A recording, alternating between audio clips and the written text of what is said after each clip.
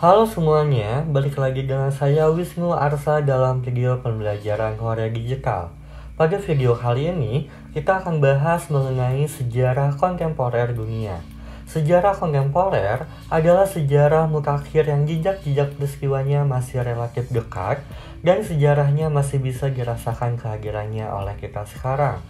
Sejarah kontemporer ini secara politik didominasi oleh Perang Dingin antara Amerika Serikat dan Uni Soviet yang pengaruhnya kerasa di seluruh dunia. Peristiwa yang pertama yakni runtuhnya Vietnam Selatan. Awal berdirinya Vietnam Selatan ketika Perancis berusaha mendirikan negara-negara boneka di kawasan Indochina di akhir Perang Dunia Kedua. Dengan hadirnya Vietnam Selatan, otomatis membuat Vietnam terpecah menjadi dua. Hal itu membuat Ho Chi Minh sangat marah karena ia menginginkan Vietnam menjadi negara yang merdeka dan utuh. Kemudian, terjadilah Perang Indochina pertama pada tahun 1946 sampai 1954 antara Vietnam Utara yang didukung oleh Tiongkok dan Vietnam yang didukung oleh Perancis. Vietnam Utara yang dipimpin oleh Ho Chi Minh mendapatkan pengakuan dari Rusia dan Tiongkok pada tanggal 31 Januari tahun 1950. Kemudian, Vietnam Selatan yang dipimpin oleh Bao Dai mendapatkan pengakuan dari Amerika Serikat dan Inggris pada tanggal 7 Februari tahun 1950. Nah, Perang Indochina ini berhenti setelah munculnya Perjanjian Jenawa pada tanggal 21 Juli tahun 1954 yang berisi tentang peresmian dipisahkannya Vietnam menjadi dua zona, yakni zona utara yang diatur oleh Vietnam Utara dan zona selatan yang diatur oleh Vietnam Selatan. Puncak runtuhnya Vietnam Selatan ketika kembali terjadinya Perang Indochina Kedua. Ho Chi Minh kembali melakukan serangan kepada Vietnam Selatan dengan bantuan Uni Soviet. Mengapa Ho Chi Minh ini bersikeras untuk menghancurkan Vietnam Selatan? Hal itu dikarenakan Ho Chi Minh memiliki ambisi untuk melakukan penyatuan kembali Vietnam tanpa adanya perbedaan antara Vietnam Selatan dengan Vietnam Utara. Dengan adanya serangan itu, Amerika Serikat pun ikut campur membantu Vietnam Selatan karena mereka masih berkepentingan pada wilayah tersebut. Amerika Serikat yang berusaha mempertahankan wilayah Vietnam Selatan terus memberikan bantuan pasukannya. Akibatnya, Perang Indochina Kedua ini yang besar pun tidak bisa dihindari dan berlangsung dari tahun 1957 sampai tahun 1975. Nah, Perang Indochina II ini merupakan bagian dari Perang Dingin antara Blok Timur yakni komunis dengan Blok Barat yakni liberal.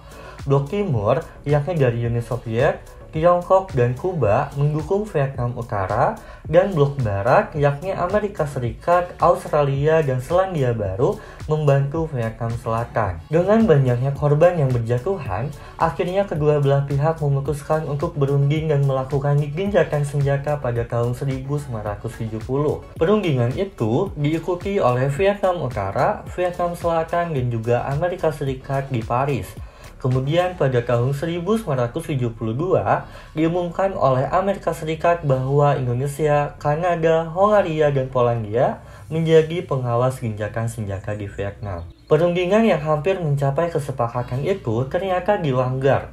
Tiba-tiba saja Vietnam Utara menyerang Vietnam Selatan secara tiba-tiba. Amerika Serikat pun marah, kemudian Presiden Amerika Serikat memerintahkan pasukannya untuk meranjau semua lalu lintas laut dan juga menghancurkan seluruh jalur komunikasi dan transportasi Vietnam Utara. Karena mendapat serangan tersebut, akhirnya Vietnam Utara menyepakati gencatan senjata. Nah, perjanjian itu disebut dengan Perjanjian Paris atau Persetujuan Paris dan ditandatangani pada tanggal 27 Januari tahun 1973. Sebenarnya, Perang Vietnam ini sudah hampir berakhir pada bulan April tahun 1975. Namun, pada tanggal 18 April 1975, Vietnam Utara kembali mengancam wilayah Vietnam Selatan. Dan wilayah yang ditujunya adalah Saigon, ibu kota Vietnam Selatan. Masyarakat Vietnam Selatan pun panik dan mulai mengungsi ke wilayah Amerika Serikat menggunakan 5 kapal induk armada yang dikirimkan oleh Amerika Serikat. Kemudian, Presiden Vietnam Selatan sempat berganti ketiga kali. Nah, pada presiden yang terakhir ini, yang sempat baru memimpin sehari, mendapatkan serangan oleh pasukan gerilya Vietnam Utara yaitu Viet Cong. Wilayah yang menjadi tujuan serangan Viet Cong ini adalah Saigon. Pada akhirnya, pasukan Vietnam Selatan kalah akibat hujan tembak yang dilakukan oleh pasukan Viet Cong ini. Akhirnya, pasukan Vietnam Utara mulai menduduki posisi penting di daerah Saigon dan mengibarkan bendera mereka di Istana Kepresidenan Vietnam Selatan pada tanggal 30 April 1975. Hal itu menandakan menyerahnya pemerintah Vietnam Selatan tanpa syarat kepada Viet Cong, dan jatuhnya Saigon pun menandakan berakhirnya perang Vietnam dengan kemenangan Vietnam Utara. Kemudian sekarang kita bahas mengenai politik apartheid di Afrika Selatan. Awalnya, pada tahun 1652, bangsa Boer yakni dari Belanda mulai menjajah Afrika Selatan dan menguasai sumber daya alam. Kemudian bangsa tersebut terganggu dengan kedatangan Inggris yang memiliki tujuan yang sama. Terjadilah Perang Boer di tahun 1899 sampai 1902 dan saat itu dimenangkan oleh Inggris dan mendirikan sebuah negara dominion, yakni negara khusus dengan ketatanegaraan Inggris. Suku asli yang mendiami Afrika Selatan yaitu suku Bantu yang mendapatkan perlakuan buruk dari Inggris. Melalui Perdana Menteri Daniel Francois Malang, adanya rasialisme terhadap orang berkulit hitam dilegalkan. Nah, pelegalan inilah yang disebut dengan politik apartheid. Alasan pemberlakuan politik ini karena orang kulit putih merupakan bangsa superior. Orang kulit hitam tidak tinggal diam, mereka membuat perlawanan dengan membentuk organisasi modern, yakni African National Congress. Nah, African National Congress ini adalah partai politik yang dibentuk untuk mengalahkan dominasi politik kulit putih pada tahun 1952 di bawah pimpinan Nelson Mandela. Di tahun 1970, dunia internasional berhasil menekan pemerintahan baru di bawah pimpinan Perdana Menteri Victor William Botha yang akhirnya melakukan beberapa reformasi dalam politik dan undang-undang. Akan tetapi, Botha ini tidak menghapuskan secara keseluruhan undang-undang apartheid sehingga keadaan semakin kacau. Keadaan inilah yang diwariskan kepada presiden berikutnya yang bernama Ferdinand Willem de Klerk yang dipilih pada tahun 1989. Presiden ini segera membebaskan Nelson Mandela dan menghapuskan beberapa undang-undang tentang apartheid. Undang-undang yang dihapuskan oleh de Klerk di sidang parlemen pada tanggal 21 Februari tahun 1991, yakni sebagai berikut. Yang pertama, Land Act, yaitu undang-undang yang melarang orang kulit hitam memiliki tanah di luar wilayah tempat tinggal yang ditentukan. Kemudian yang kedua ada Group Area Act, yaitu undang-undang yang mengatur pemisahan tempat tinggal orang-orang kulit putih dan kulit hitam. Dan yang terakhir adanya Population Registration Act, yaitu undang-undang yang mewajibkan semua orang kulit putih untuk mendaftarkan diri menurut kelompok dan sukunya masing-masing. Nah, pada tahun 1994 diadakan pemilu antirasial yang pertama diadakan di Afrika Selatan. Dan hasilnya Nelson Mandela sebagai pemenangnya. Kemudian pada tanggal 10 Mei 1994, Nelson Mandela ditetapkan sebagai presiden kulit putih pertama di Afrika. Peristiwa kontemporer selanjutnya yakni perpecahan USSR atau Union of Soviet Socialist Republic. Muncul USSR berawal dari revolusi Rusia pada tahun 1917. Wilayah Rusia saat itu dipimpin oleh Nicholas II hingga bulan Maret tahun 1917. Rakyat saat itu meragukan pemerintahannya karena Rusia telah kalah di Perang Dunia Pertama dan dianggap otoriter. Setelah Nicholas II turun, ada pemerintahan sementara yang dipimpin oleh Alexander Kerensky. Meski begitu, pemerintahan ini dinilai lambat mewujudkan cita-cita rakyat Rusia, sehingga terjadinya perang sipil. Perang sipil ini dipimpin oleh Vladimir Lenin dengan partai Bolshevik. Ia berhasil menggulingkan pemerintahan Kerensky dan juga berhasil memimpin rakyat dalam perang tersebut. Partai Bolshevik ini merupakan partai sosialis demokratis bagi para pekerja dan buruh dengan ideologi Marxisme-Leninisme. Dengan naiknya Lenin sebagai pemimpin, ideologi partai yang merupakan partai komunis pun semakin menyebar. Pada tahun 1922, terjadinya perjanjian antara Rusia, Ukraina, Belarusia, dan Transkaukasia, dan terbentuklah USSR. Kepemimpinan pemerintahan Lenin kemudian digantikan oleh Joseph Stalin yang melakukan kebijakan politik tirai besi, di mana pemerintahan Stalin ini banyak negara-negara di Eropa Timur bergabung dalam Uni Soviet. Nah, setelah tahun 1960 sampai 1970-an, Partai Komunis yang saat itu memegang kekuasaan tertinggi di USSR terus mengumpulkan kekayaan dan kekuatan. Partai terus memajukan industrialisasi, meski di balik semua itu ada rakyat yang kelaparan dan tidak dapat memenuhi kebutuhan dasarnya. Hal ini dilihat oleh para anak muda dan mereka yang melakukan pemberontakan. Pemberontakan itu dengan cara penolakan terhadap ideologi komunis.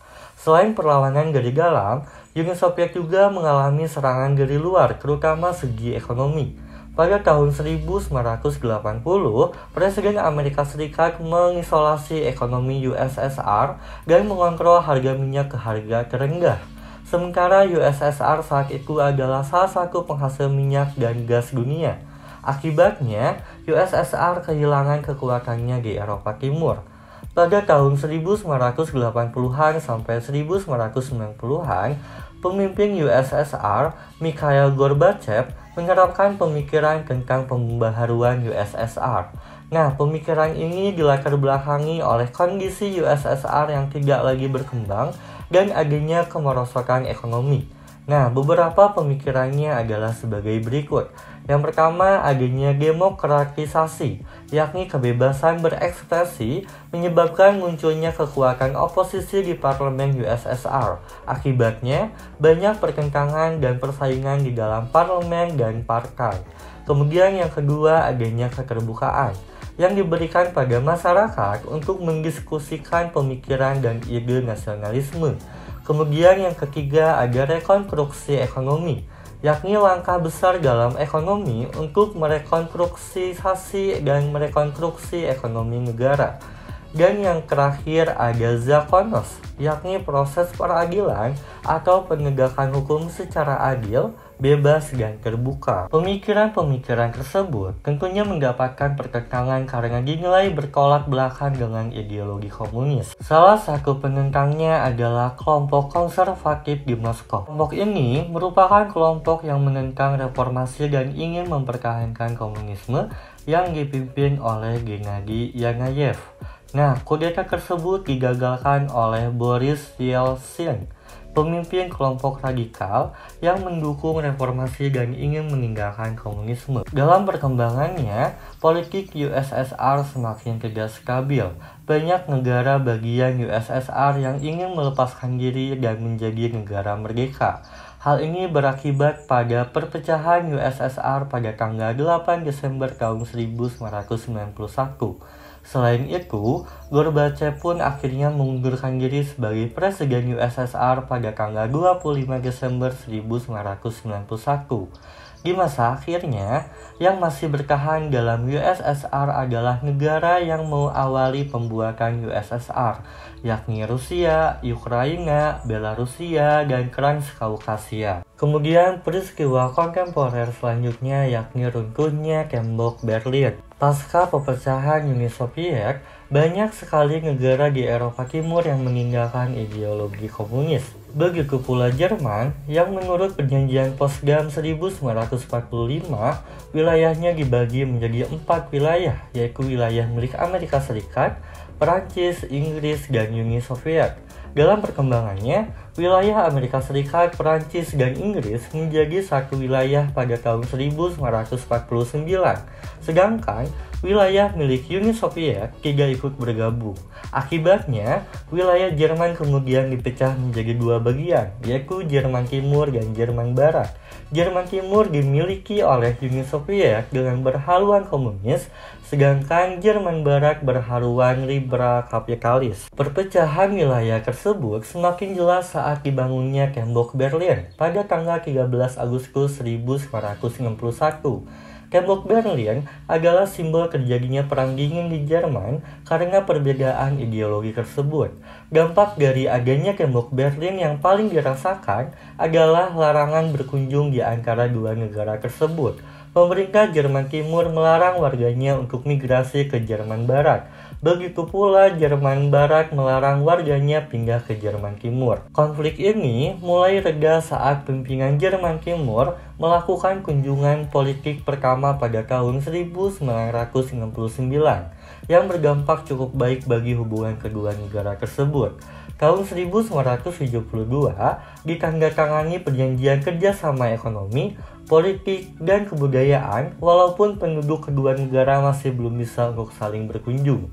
Pada tahun 1981, Kanselir Jerman Barat melakukan kunjungan balasan dan menandakan perbaikan hubungan kedua negara tersebut. Lagi-lagi perjanjian tidak menjamin kebebasan warganya. Meski pelarangan migrasi masih berlaku, kenyataannya ada sekitar 35.000 warga Jerman Timur yang bermigrasi ke Jerman Barat. Menjelang tahun 1990-an, keadaan politik mulai tidak stabil, serta Jerman Timur dilanda isu tentang keterbukaan dan restrukturisasi ekonomi. Hal itu dipicu kemerosotan ekonomi Jerman Timur dan daya tarik perkembangan pesat ekonomi Jerman Barat. Dampaknya menimbulkan gerakan warga untuk menyatukan kembali Jerman Timur dengan Jerman Barat. Gerakan penyatuan Jerman Barat dan Timur ini mulai tampak sejak tanggal 4 November 1989 saat lebih dari 500.000 warga Jerman Timur berdemonstrasi di Berlin Timur. Peristiwa ini disusul dengan bubarnya Kabinet Jerman Timur dan Partai Komunis sebagai lembaga tertinggi di Jerman Timur.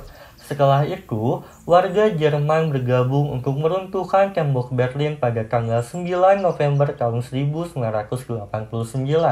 Warga Jerman merasa bahwa keduanya berasal dari akar yang sama, sehingga tidak perlu dibeda-bedakan. Pasca runtuhnya Tembok Berlin, banyak warga Jerman Timur yang datang ke Jerman Barat. Nah, walaupun demikian, penyatuan Jerman secara resmi pertama kali muncul pada pertemuan Ottawa. Pertemuan ini dihadiri oleh pejabat-pejabat tinggi Jerman Barat, Jerman Timur, serta 4 negara pemenang Perang Dunia Kedua, yakni Amerika Serikat, Uni Soviet, Inggris, dan Perancis. Sehingga pertemuan ini dikenal dengan Rumus 2+4. Pada tanggal 3 Oktober tahun 1990, Parlemen Jerman setuju untuk menetapkan pada tanggal 3 Oktober 1990 dijadikan sebagai hari resmi Jerman bersatu. Kemudian peristiwa kontemporer yang kelima yaitu berpisahnya negara-negara Yugoslavia. Yugoslavia sendiri berarti Slavia Selatan, yang didiami oleh beberapa suku atau etnis. Suku-suku ini memiliki kerajaan-kerajaan masing-masing dan sebelumnya telah dijajah oleh Kesultanan Turki, Austria-Hongaria, dan Rusia. Akibat merasa ada kemiripan asal-usul dan kesamaan sejarah, maka suku-suku tersebut memutuskan untuk bergabung menjadi satu negara. Negara Yugoslavia sendiri berdiri sejak tahun 1918 sampai dengan tahun 2003. Negara ini berdiri sebagai hasil deklarasi Corfu pada tanggal 20 Juli 1917. Yugoslavia terdiri dari 6 negara federasi dan 2 provinsi otonom, yaitu Bosnia dan Herzegovina, Kroasia, Makedonia, Slovenia, Serbia, kemudian adanya 2 provinsi otonom seperti adanya Vojvodina dan Kosovo. Terbentuknya negara Yugoslavia diusulkan oleh Josip Broz Tito yang selanjutnya dianggap menjadi pemimpin tertinggi di Yugoslavia pada tahun 1953. Ia berasal dari etnis campuran Kroasia dan Slovenia. Ia kemudian menjalankan pemerintahan yang independen. Dirinya juga terlibat aktif dalam gerakan non-blok yang didirikan di ibu kota Yugoslavia pada tahun 1991. Bagi Yugoslavia, gerakan-gerakan non-blok menjadi penting karena dapat menggabungkan negara-negara yang memiliki etnis berbeda. Setelah wafatnya Tito pada tahun 1980, kondisi Yugoslavia menjadi berantakan. Untuk mengatasi berbagai masalah yang melanda, Yugoslavia menganut kepemimpinan kolektif yang mewakili berbagai etnis. Kemudian munculnya seorang tokoh baru yang bercita-cita ingin menggantikan figur Tito, yaitu Slobodan Milošević. Pada tahun 1987, ia memimpin Partai Komunis Serbia dan berkeinginan membentuk Serbia Raya menggantikan Republik Federasi Yugoslavia. Selain perihal ekonomi yang semakin terpuruk, negara Yugoslavia terpecah karena beberapa hal berikut ini. Yang pertama, adanya campur tangan negara lain. Ada 3 negara yang memiliki kepentingan dengan Yugoslavia, yaitu Inggris, Jerman, dan Amerika Serikat. Inggris menjatuhkan sanksi terhadap Yugoslavia berupa sanksi ekonomi dan embargo, yakni penyitaan sementara senjata. Beda lagi dengan Jerman yang memiliki masalah ekonomi dengan Yugoslavia. Jerman ingin mengambil alih seluruhnya pasar di Slovenia dan Kroasia sebagai negara Yugoslavia dengan kapasitas ekonomi terbesar. Kemudian Amerika Serikat senang karena Yugoslavia tidak berpihak pada Uni Soviet dan akhirnya memberikan bantuan militer dan finansial kepada Yugoslavia yang menyebabkan melesatnya perekonomian Yugoslavia. Akibat bantuan yang diberikan tersebut, Amerika Serikat memiliki kepentingan yang besar dalam rangka penguatan pengaruh di kawasan Eropa Timur untuk menandingi Uni Soviet dan terkadang merasa memiliki Yugoslavia. Nah, kemudian terpengaruh adanya muncul gerakan separatis. Tanda-tanda keruntuhan Yugoslavia memberikan kesempatan bagi kelompok-kelompok separatis. Kelompok-kelompok separatis ini terinspirasi dari negara-negara Afrika yang terdiri dari berbagai macam etnis dan bahasa yang berbeda, namun dipisahkan oleh batasan-batasan wilayah negara yang dibuat oleh penjajah. Pembatas wilayah tersebut seringkali dibuat melewati batas-batas kawasan pemukiman etnik. Kondisi yang multi-etnik ini menginspirasi kelompok separatis di Yugoslavia. Kemudian, tidak mampu menghadapi perubahan yang cepat. Pecahnya Yugoslavia tentunya memiliki dampak bagi politik perdamaian. Sampai dimulainya perang di Kroasia tahun 1991, Yugoslavia masih diupayakan sebagai negara kesatuan untuk menjaga stabilitas di kawasan itu. Namun, perubahan politik internasional yang cepat setelah tahun 1991 membuat para diplomat dan tokoh politik Yugoslavia tidak mampu mengejar perubahan tersebut. Dan pengaruh yang terakhir adanya penentangan Serbia terhadap keinginan bangsa lain. Serbia merasa hak-haknya dikurangi ketika bergabung dengan Yugoslavia, sehingga mereka ingin memperkuat diri dan ingin menguasai negara bagian dengan cara memiliki kedudukan yang tinggi di Yugoslavia. Serbia juga menolak keinginan bangsa lain yang ingin merdeka. Mereka pernah menyerang Bosnia sebagai upaya pembersihan etnis. Dampak konflik yang terjadi di Bosnia telah memicu marahnya negara Turki, sehingga negara tersebut mengirimkan pasukannya untuk membantu Bosnia. Sedangkan Serbia sendiri lebih banyak mendapat dukungan dari negara-negara barat. Peristiwa sejarah kontemporer yang terakhir yakni perpecahan Cekoslovakia. Cekoslovakia dihuni oleh 2 suku utama, yaitu Ceko dan Slovakia. Cekoslovakia ini adalah negara komunis yang pernah berdiri di kawasan Eropa dengan nama resmi Republik Sosialis Cekoslovakia. Negara ini lahir pada tahun 1918 sebagai salah satu akibat dari Perang Dunia Pertama. Namun, pada tahun 1993, Cekoslovakia pecah menjadi 2 negara. Keruntuhan Cekoslovakia mulai terlihat setelah diumumkannya Revolusi Belgru pada bulan November 1989. Revolusi ini adalah gerakan yang menuntut perubahan kekuasaan dan sistem pemerintahan Cekoslovakia. Meski awalnya Cekoslovakia berdiri sebagai negara maju secara pertahanan, akan tetapi negara ini mengalami kemunduran karena sistem ekonomi yang terpusat. Hal inilah yang kemudian mendorong Alexander, mantan sekretaris umum Partai Komunis Cekoslovakia, memberikan gagasan dan tuntutan kepada pemerintah untuk melakukan reformasi. Nah, tujuan dari revolusi ini adalah untuk menggantikan sistem pemerintahan Cekoslovakia dari yang tadinya komunis menjadi demokratis. Gerakan demonstrasi ini dilaksanakan dengan cara damai dan tanpa angkat senjata. Seiring berjalannya waktu, revolusi ini mampu mematahkan rejim komunis di Cekoslovakia. Sebaliknya, paham nasionalisme semakin berkembang. Selain berkembangnya paham nasionalisme, beberapa penyebab pecahnya Cekoslovakia adalah sebagai berikut. Yang pertama, bangsa Slovakia menganggap suku Ceko lebih mendominasi di Cekoslovakia. Kemudian bangsa Slovakia menolak penerapan sistem pasar bebas.